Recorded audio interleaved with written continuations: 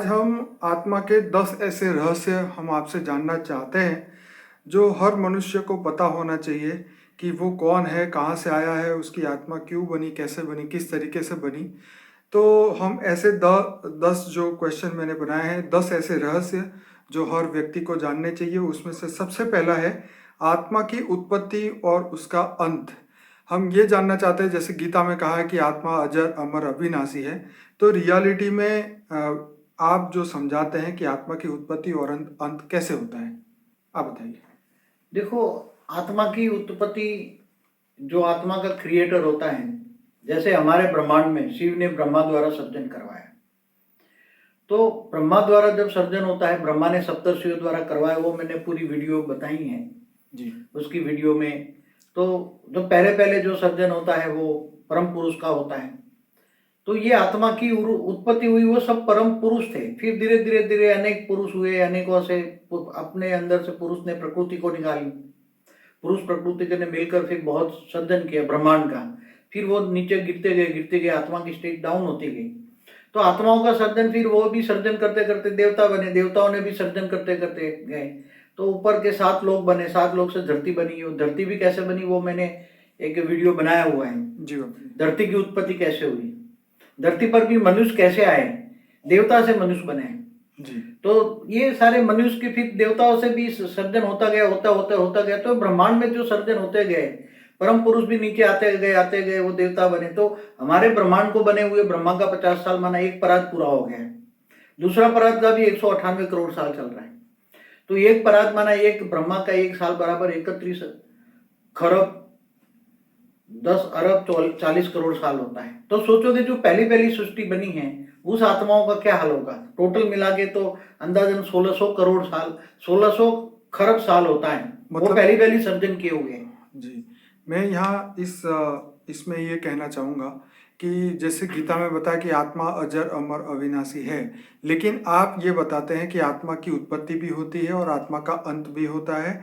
ये अंत के बारे में आज तक कोई भी शास्त्र में नहीं बताया, लेकिन वो अभी तो शुरुआत हुई है ना कि आत्मा कैसे मनुष्य बनी। जी जी जी। हाँ, पुरुष, परम पुरुष प्रकृति से, फिर देवता, देवता से मनुष्य, मनुष्य से फिर नीचे 84 लाख योनि में कैसे गए। जी जी जी। हमारे शास्त्रों में जो लिखा है वो एकदम सही है। जी जी। उसको कोई गलत नहीं कह सकते, राइट। क्योंकि 1600 खरब साल का हमारा ब्रह्मांड की हिस्ट्री है। कितने? 1600 खरब साल की। अब ये ब्रह्मांड जब ये धरती बनी, फिर सतयुग त्रेता द्वापर कलयुग चलता रहा। जब मनुष्य बने तो फिर मनुष्य का भी विनाश होने लगा, जन्म मृत्यु हुई। जन्म भी क्यों हुआ? जी। पहले तो जन्म नहीं था ना। राइट। पहले ब्रह्मा के 10 साल माना 330 खरब साल तक जन्म मृत्यु नहीं था। तो ये मृत्यु, अब आत्मा की अंत कब होता है ये सुनना, आप पूछा ना। जी जी जी। अब इस ब्रह्मांड की आत्माओं का अंत कब होता है? राइट। जब 4 युग पूरा होता है तो अर्ध प्रलय, फिर प्रलय, फिर जी कल प्रलय होता है। तब ब्रह्मा विष्णु, जब होता है विष्णु ये सूर्य में प्रवेश करके 12 सूर्य की रोशनी करके भूलोक, भूगुरलोक, स्वर्लोक, तीनों लोग खत्म कर देते हैं। राइट। मगर उसी टाइम जो हाई क्वालिटी आत्मा होती है वो चौथे महलोक, जनलोक, तत्वलोक में चली जाती है। राइट। फिर उसमें आत्माएं जो एकदम मच्छर जैसी आत्माएं होती है, उनका विनाश हो जाता है। राइट। कल प्रलय में भी थोड़ा आत्माओं का विनाश हो जाता है, लोअर कैटेगरी की। मगर जब महाकल प्रलय होता है, ब्रह्मा का 100 साल होता है, तब ब्रह्मांड की आयु खत्म हो जाती है। तो ब्रह्मांड की आयु खत्म हो जाती है, तब ब्रह्मांड का मालिक शिव के पास पावर नहीं रहती, शिव के पास पावर खत्म हो जाती है। तब शिव सूर्य में प्रवेश करके महाकाल अग्नि पैदा करके पूरे ब्रह्मांड को अपने अंदर समाकर पूरा ब्रह्मांड जलाकर भस्म कर देता है। तो उसमें आत्मा, जो आत्माओं का अंत होता है, मतलब ब्रह्मा के 100 साल माना कितने खरब साल हुए? कम से कम 3300 खरब साल तक वो आत्मा का आयुष रहा। कितना साल?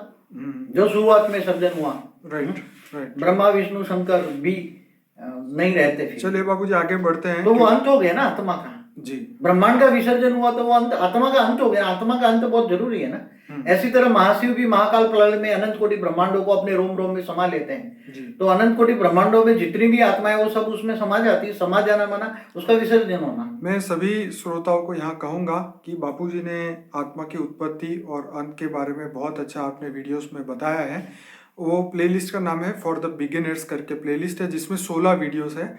हर एक वीडियो 20-20 मिनट का है। जो गहराई से सुनना और समझना चाहता है कि हम कौन है, क्यों आए हैं और किस लिए आए हैं, तो ये वीडियो जो है शॉर्ट में ही हम पूरे 10 रहस्य बताना चाहते हैं। हालांकि हर टॉपिक पे हमारा वीडियो है, फिर भी हम शॉर्ट में इस वीडियो को बना रहे हैं ताकि नए विजिटर जो है हमारे चैनल पे उसको हेल्प हो सके। बापूजी, आत्मा की 84 लाख योनि में गति क्यों होती है? देखो, मैंने बताया कि जो आत्मा की आदि में भी, शुरुआत में भी जो आत्माएं बनी, जो आज से 1550 खरब साल पहले बने, समझो ब्रह्मा द्वारा सर्जन हुआ, तो वो भी सर्जन करते गए, सर्जन करते गए, सर्जन करते थे, उसकी आत्मा में पावर तो डाउन होती गई ना जी। और फिर समझो कि खरबों खरबों खरबों बनते गए, फिर लेयर बन गए, ऊपर के 7 लेयर बने, जो कहते हैं भूलोक, बुभुरलोक, स्वर्गलोक, महालोक, जनलोक, तपलोक, फिर ब्रह्मापुरी, विष्णुपुरी, शिवपुरी, परमधाम। तो फिर नीचे नीचे धरती की जरूरत पड़ी, मनुष्य भी बन गए, मनुष्य से फिर नीचे गिरते गए, मनुष्य भी पाप कर्म करता गया, तो 7 पाताल लोक बने, अतल, वितल, सुतल, रसातल, महातल, पाताल बने। फिर इसे और भी आत्मा मतलब वो 84 लाख योनि में जाती है। मतलब आत्मा में पावर खत्म हो गई ना, खरबों साल के बाद हुआ ना, ये अरबों साल के बाद होता है ना। तो आत्मा की पावर डाउन होती गई, आत्मा में पावर, जब शिव में भी पावर खत्म हो जाती है। बापू जी, 84 लाख योनि में जाना आत्मा के लिए कंपलसरी है? आत्मा की ऑटोमेटिक जाती है ना, उसमें को क्या हर आत्मा जाती है? आत्मा जो जैसे कर्म करती है, देखो कर्मों के आधार पे, कर्मों की फिलोसफी समझना पड़ेगा, थियरी ऑफ कर्म समझना पड़ेगा। तो कर्म, जब आत्मा में पावर नहीं रहता, कर्म पाप करता है, तो नीचे गिरकर पाताल लोक में, फिर नरक में भी जाती है ना, 55 करोड़ नरक है नीचे। ठीक है। तो आत्मा तो जाती है, फिर उसको एक बार चांस मिलता है मनुष्य अवतार में आने का। बाबूजी, अब बात करते हैं सोल जर्नी के बारे में, मृत्यु लोक से अमर लोक, इसमें आप बताइए आत्मा कैसे मृत्यु लोक में आती है और कैसे वापिस अमर लोक? जब आत्मा अच्छे कर्म करती है, उसमें आत्मा का ज्ञान होता है, आत्मस्वरूप बनकर परमात्मा से ज्ञान लेता है, ऑलमाइटी अथॉरिटी को जानता है, मानता है, और उससे आत्मा में पावर आता है। तो आत्मा में इतनी पावर आती है कि वो धीरे धीरे कर्मातीत अवस्था की ओर जाती है, और स्थूल सूक्ष्म शरीर लेकर ऊपर एक लोक से, पहले लोक से दूसरे लोक, तीसरे लोक, ऐसे जनलोक, महालोक, जनलोक तक लग जाती है धीरे धीरे। फिर ब्रह्मापुरी, विष्णुपुरी, शिवपुरी से होकर परमधाम चली जाती है। जी बाबूजी, आगे क्वेश्चन वही यही था कि ये सब मैंने महाकाल प्रलय की एक वीडियो है, उसमें बुक में भी बताया हुआ है, सारे पिक्चर के साथ। जी, बाबूजी की एक बुक है अनंत कोटि ब्रह्मांडों का महाकाल प्रलय, उसका पार्ट 1 और 2 दोनों ही वीडियो बने हुए हैं। और इसके ये जो बुक है हमने फ्री रखी है PDF के फॉर्म पे, वो हमारी वेबसाइट से आप डाउनलोड कर सकते हैं। और बापूजी का एक ऐप है, उसमें से भी आप PDF को फ्री में डाउनलोड कर सकते हैं।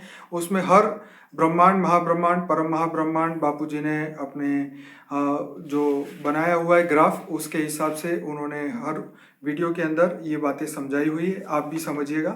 बापूजी, क्या आत्मा की मृत्यु होती है? इसका जवाब आपने दे दिया, लेकिन मैं यहाँ पे ये पूछना चाहूँगा, क्या हर आत्मा की मृत्यु होती है? देखो, मैं आपको एक बताऊं, जो हाई कैटेगरी के आते हैं, जब ब्रह्मांड की, इस ब्रह्मांड का सर्जन किया हुआ जो आत्मा है, तो ब्रह्मांड का जब विसर्जन होता है, शिव सूर्य में जब होता है, ब्रह्मांड में शिव सूर्य में प्रेस करके काल अग्नि पैदा करके पूरे ब्रह्मांड का विसर्जन करता है, तब उस आत्माओं का भी विसर्जन होता है। ऐसी तरह शिव भी महाशिव की रचना है।